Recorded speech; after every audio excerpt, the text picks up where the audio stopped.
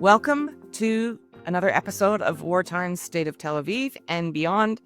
We're going to get right to conversation with Katz, who's a familiar voice and face to our regular listeners and viewers. We're going to be talking about where things are at now and what we think may transpire in the coming 48 hours. Will America enter the war directly with its bombers and other capabilities? We don't know, but we have a great discussion about it and go through all the options. Things in Iran, it's been a pretty crazy, hairy few days.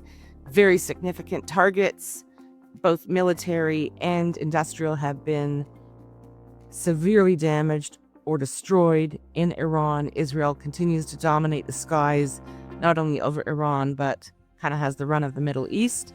I think it was Sunday, maybe it was Monday, when the IDF warned Tehran residents, civilians, to leave the city, which obviously was a signal that something big may go down soon. Tehran is a ghost town. That's what the visuals show. And we're waiting to see what comes next.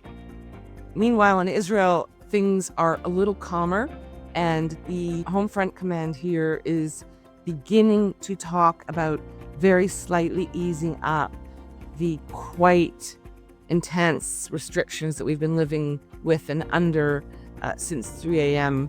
on Friday afternoon, almost a week ago now. Sleep is still a very precious commodity. Nobody's really getting enough, if any, here. And on we go. Thanks for being here. As always, I'm Vivian Berkovich, former Canadian ambassador to Israel. Let's do this.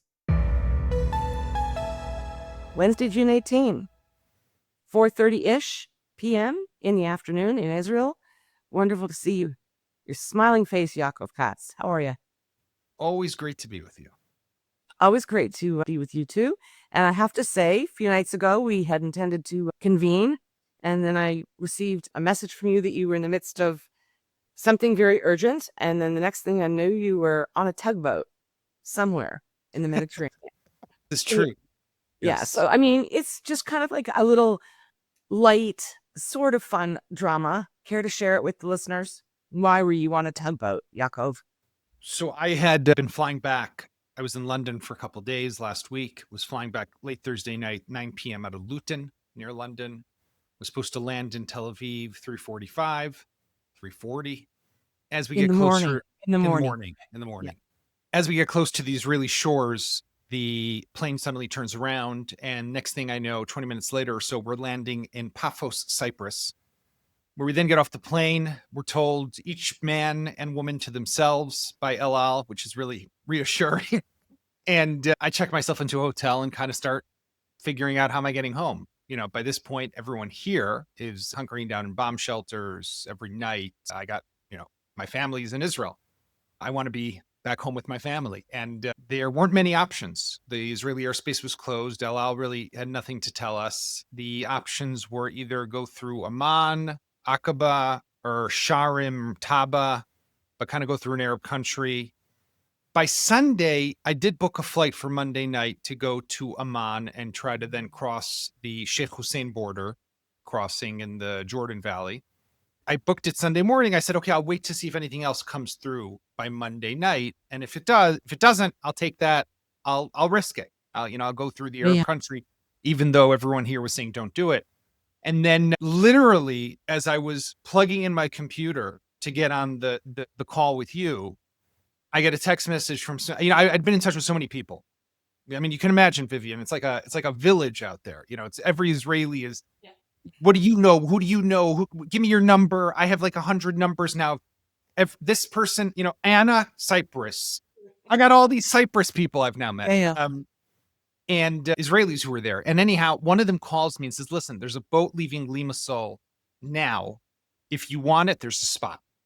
And I said, well, I'm in Paphos, but will they wait? And he said, well, here's the number, call the guy. Basically, make a long story short, I couldn't get on the call with you because the guy said, yes, we will wait for you, but you come now. I dashed out of the hotel into a car, was at the port, got to this boat. I did not know what I was getting to. It literally was a tugboat. It was a tugboat because it was owned by an Israeli company that had towed some of its equipment from Haifa to Cyprus to protect it.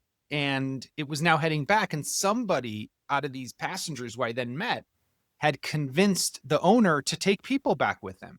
And he had room for 9 people. And somehow I got offered the spot. So it cost me a not small amount of money, but in my opinion, it was well worth it. And I'll just tell you this one story and then we can leave it.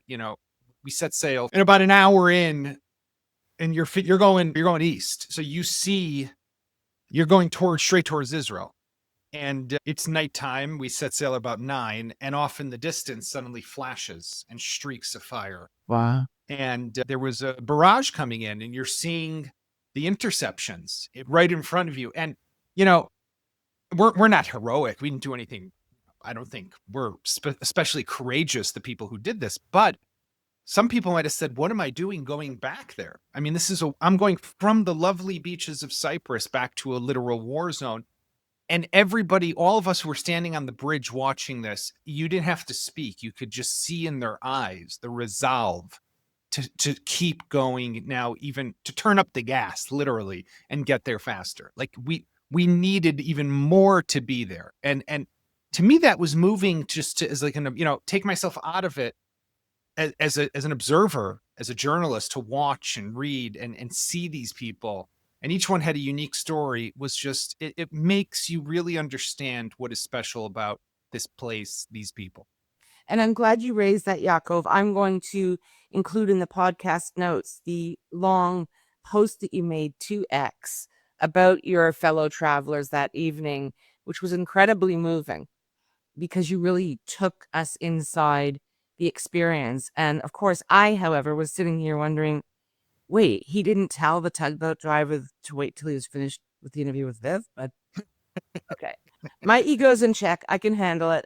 I have to add 2 more quick points before we get into the military security, the status of the Middle East at the moment. One is you were also defiant. Minister of Transport Mary Regev did instruct Israelis who were stuck abroad. She said, hey, man, chill, relax, enjoy it. You're abroad, which is not really the messaging one expects from a senior government official at a time like this, but we'll just let that sit. So disconnected from reality. So disconnected. That's one way of putting it. The other thing is you were so generous in sharing, of course, all the information that you had gleaned and gathered, and I have since shared it with others who are now making their way home on, I am calling it, the tugboat and Thomas the Tank Engine. It's the tugboat. Everyone's like talking about the tugboat. And yes, it's something like an underground railway. I just wanted our listeners, to understand there are many Israelis like Yaakov and other friends of mine, some of whom have very small children. They went away for a few days and they're stuck and their kids are here and terrified. So there are many, many people trying to make their way back in. There are also many non-Israelis who were here for all kinds of reasons, business, visiting family, whatever, who are trying to get out. And I have a bit of an underground railway, as tends to happen at times like these, through my own home and my phone lines. And there have been quite a few people passing through on their way to Aqaba, the Allenby Bridge, which, of course, is another crossing into Jordan. Okay, let's do this. Security, talk about what's going on the ground. I'm going to summarize and say the first few days have been an insane blitz.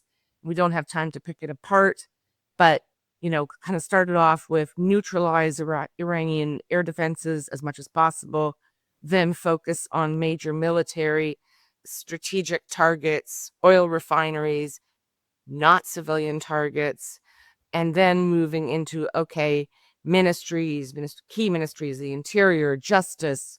And it's just been, I hate to say this because we don't want to gloat and get, too puffed up about this, but it really has been an extraordinarily successful run. And now we are at the moment. And that moment is, in order to truly take out the Iranian nuclear threat, we have to destroy the centrifuges at Fordo. Israel does not have the capability to do that. although I was reading some funky stuff earlier about exposed air shafts and things like that. So I'd like you to please explain what's at Fordow, how fortified and deep underground it is, and why those B-52s at Diego Garcia are kind of the thing of the moment. So Iran's nuclear program, and people, it's important, I think, sometimes to get just a bit of context and a bit of a quick education in how nuclear bombs are made to understand exactly what Fordo was intended for. Uranium is mined somewhere. It is then goes through a conversion process where it is put into the form of gas. It goes to facilities like Natanz, or which everyone knows of. That's the main enrichment facility. That's where they have the cascades of centrifuges already significantly destroyed by Israel in multiple bombing runs. And then the gas is taken back to a place called Isfahan, where it is stored, or this is part of the fuel cycle. And eventually, this refined uranium of a 90% level, if it gets to that military grade level, is turned into a metal. And that metal, if you can imagine that metal ball sometimes in nuclear bomb movies, that's the uranium that it composes and helps build the weapon. So you need a couple of facilities to be able to do this, right? Okay, I'll interrupt you very briefly. Israel has already hit both Natanz and the Isfahan facility hard, correct? Yeah, Isfahan, we don't know if it's been hit really hard. We know it has been hit. A Okay. lot of the fuel is the nuclear fuel, right? The so-called enriched uranium in its different variations or forms is stored. Some was at Natanz, some was at Isfahan. It Yeah. seems that the bulk of it was at Isfahan, and some of it is presumed to also be at Fordo. And the other question I have, because I did just watch the movie Oppenheimer, and what you just described is when this kind of substance is taken and turned into a solid object, right? Like a metal. Yes. So Yes. in the movie Oppenheimer, which I'm sure many of our listeners have seen, that was that thing, right? Where they kept bringing in pieces into the room to eventually make this whole sort of spherical object. Okay. Yeah, I mean that's pretty much. Not much has changed. Apparently, I'm very far from being a nuclear physicist, but not much has changed in the way that these are created. The bombs are much more advanced. They've been able to miniaturize them and make them smaller. Like Fat Man, I think the bomb that was dropped on Hiroshima was a massive, massive device, hence its name. Nowadays, we have warheads that can be much more compact and small. But regardless, that is the process. Now, those facilities have been hit and hit hard, presumably, and set back for an extended period of time, let's say. Fordo is key because if you can't take it out, then they could just take the fuel that they have there, enrich it to 90%, maybe not make 10 nuclear bombs, which they would be able to make with the entire amount of uranium enriched to 60%, which is, or we know is enough for 10 bombs potentially.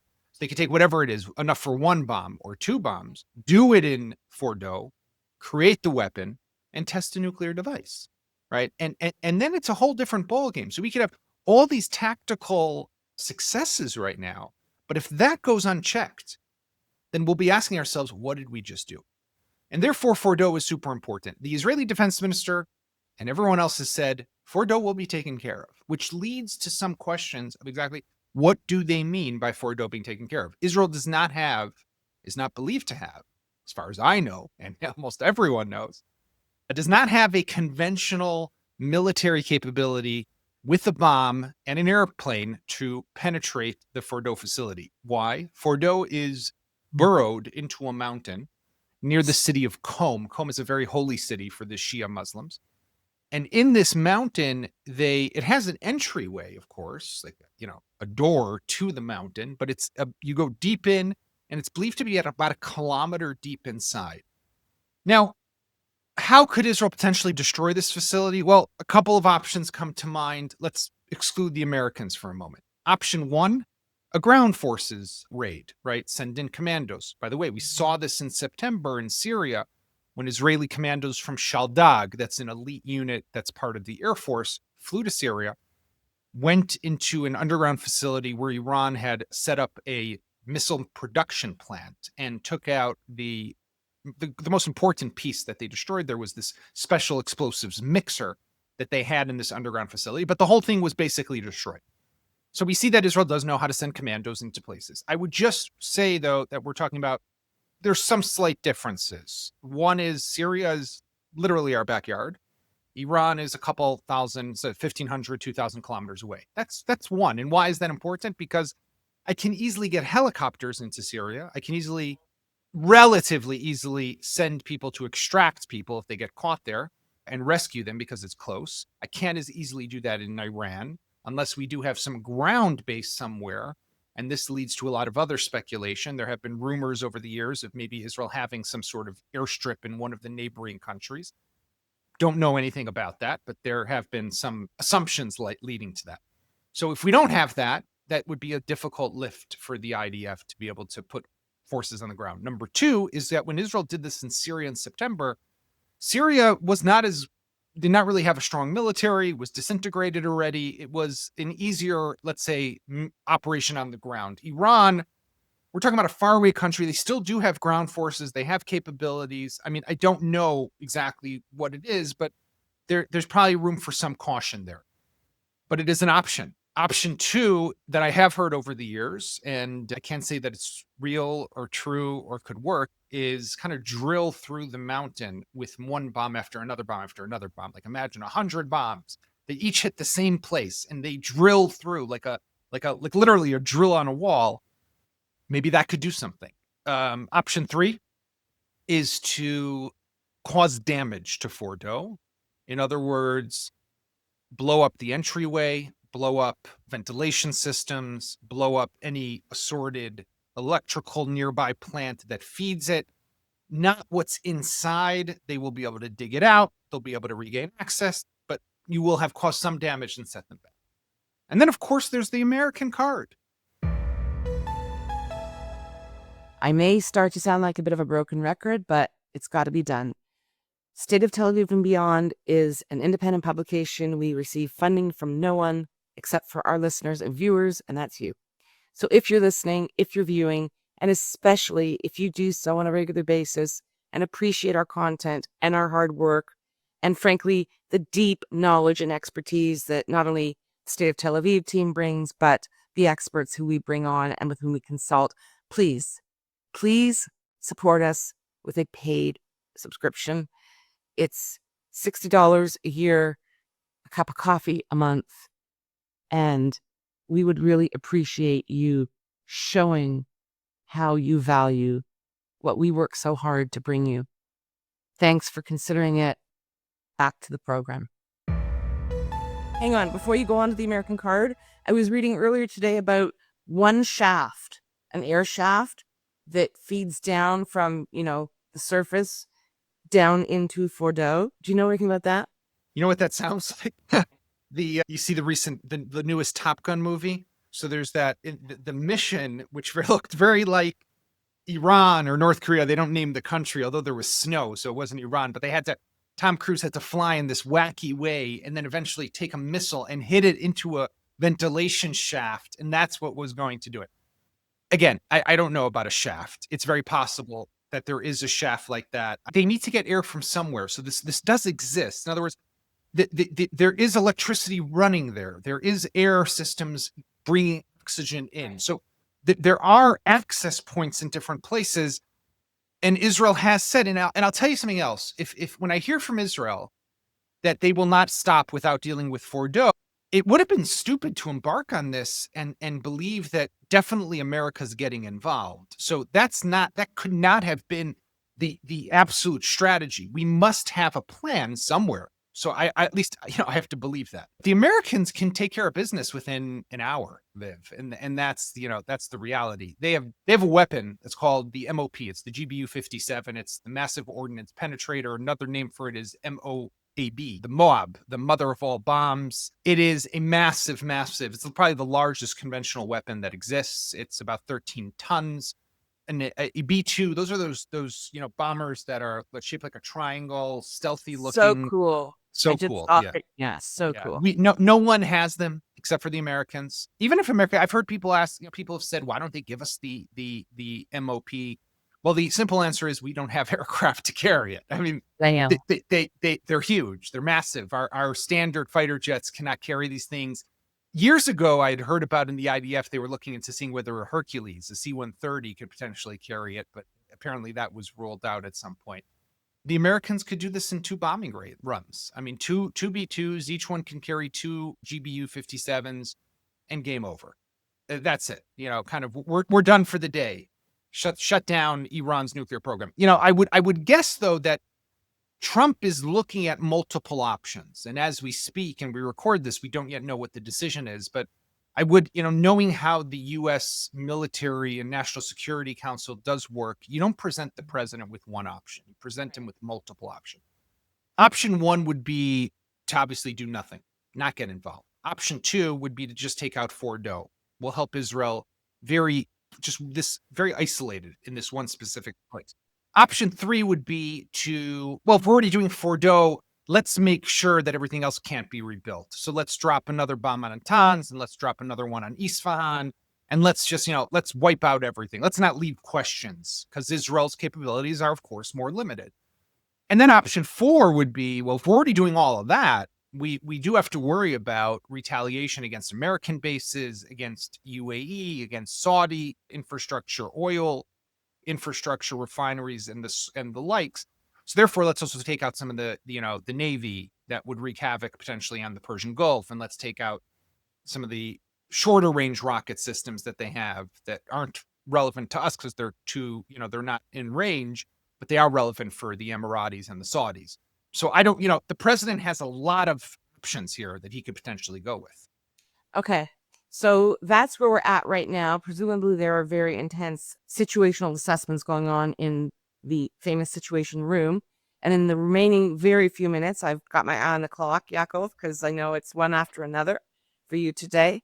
I want to touch on, the other side of the argument. We have 2 of the most effective and watched voices in the media these days, Piers Morgan and Mehdi Hasan. When I say effective, I do not in any way endorse them or their messages or the way in which they convey them. But they did have a little chat last night on Piers's show Uncensored, in which Mehdi went on at length about, how evil Israel is, of course, and why, he asks, is Israel the only nation to have nukes in the Mideast, aside, of course, from Pakistan, which is a little over there? Why do we tolerate in this world order? Why do we tolerate an Israel that doesn't sign a non-proliferation treaty, but, insist that everyone else does so? So this is your moment to respond to Mehdi and Piers about what they present as a very lopsided Israeli entitlement when it comes to nuclear domination. I mean, listen, there is a definite question here that I've heard over the years and is legitimate to ask in that sense. Coming from him, it's not coming from a good place, though. But the simple answer, I think, is one to look at. And when we look at nuclear countries, the one that I tend to think about is Pakistan. And I know it sounds weird, right? What does Pakistan have anything to do with us? Well, Pakistan is a Muslim country, right? Pakistan is a country we do not have ties with. They're not necessarily fans of us, and they have nuclear weapons. So the common sense would have been, Israel should do something about Pakistan's nuclear program, right? Why doesn't Israel attack Pakistan? We've attacked Iraq's nuclear program, we've attacked Syria's nuclear program, and now we've attacked Iran's nuclear program. And the real answer is very simple. We don't have problems with Pakistan, and Pakistan doesn't call for our annihilation, does not work towards our annihilation. Iraq did under Saddam Hussein. Syria did under Bashar al-Assad. And Iran. Just to make it clear to our listeners who may not be aware, Pakistan has the bomb because of India. And they are Correct. The long-term enemies, and that is a mad situation known as mutually assured destruction. Carry on, please. Iran continues to work towards our annihilation. So the toxic combination and merger of a desire to destroy the single Jewish state in the world and the publicly announcing that's what you want to do, which the Ayatollah continues to do every day, and pursuing the weapon that will give them that ability is what makes this the potential existential threat. So If you show me once where Israel has ever said, I want to destroy another country, where Israel has ever tried to destroy another country, I would be able to talk to you about what it is that we are doing here. But this is a question of intention. It's not a question just of capabilities. And Pakistan proves that. And Qatar, who many believe to be Mehdi Hassan's benefactor, has been very silent. Even any information, idea about what's going on with Qatar? Because when the head of the snake, Iran, is neutralized or destroyed, which it looks like is a kind of possibly likely imminent outcome, Hezbollah is no longer a force to be reckoned with. Hamas will wither on the vine, and Qatar finances them all. What's going on with Qatar? I mean, they've been awfully quiet, which is interesting when you think about it. They've been awfully quiet. The Qataris have always played this very sophisticated game where it is kind of, and you've seen this in the past, when things get hairy, they suddenly quiet down, they go under their desks for a while, and then they come back and being everyone's friend. I think they understand that there is a shift right now in what's happening. They're seeing the change by Trump, and they're seeing the change in his rhetoric. And even if he doesn't do anything, the way he is standing with Israel is quite impressive. And the brinksmanship of his threats to Iran to get them to maybe willingly dismantle and commit to not enriching uranium is it might work. Hopefully it will, right? We don't know. He so elegantly puts it, unconditional surrender, caps, exclamation mark. Exactly. So I think that the Qataris are seeing that happening, and they're understanding that, it's maybe take a moment and see where it all goes. But we can't ignore the fact that in the day after, let's put it this way. I wouldn't be surprised, neither would you, if the regime falls in Iran and we find out that where are they getting refuge? In Doha. They're going to be next to Ayatollah Ali Khamenei's retirement home. I say Canada. I'd say Toronto. Toronto will Doha. Sorry. Okay. Well, that I can't speak to, but it wouldn't surprise me if Khamenei becomes next door neighbors with, Khalid Mashal of Hamas, and they play squash together in retirement. Or Mahjong. Look, it's Doha, Moscow, Toronto. Yaakov, thank you so much for your time. Fascinating chat. And glad to see you home and with your family. Great to be with you. Thanks, Viv. Okay, that's it for today. Who knows what tomorrow brings, but we will be all over it. And in fact, I expect that later this evening, like late, I will be speaking with a Persian Israeli who also is an expert on Iranian security, military, and social issues. He has been going 24/7 since Friday, and I'll speak to him, if not late tonight, then at some point in the next few days. And I know that you'll find what he has to say fascinating. Stay with us, stay tuned, and thanks for being here. Have a peaceful day. We love hearing from you, so please comment on our website, stateoftelaviv.com, or send us a note to hello@stateoftelaviv.com. On behalf of the State of Tel Aviv core team, Yon Zabo, our creative, graphic, visual, and marketing man, Amir White, producer and editor extraordinaire, sound guy, who is also impressively patient with me and my boomer tech deficiencies, and our social media manager, who pitches in on everything, Maya Naftalin. Thanks to the team. Thanks to you for being here. We'll be back soon.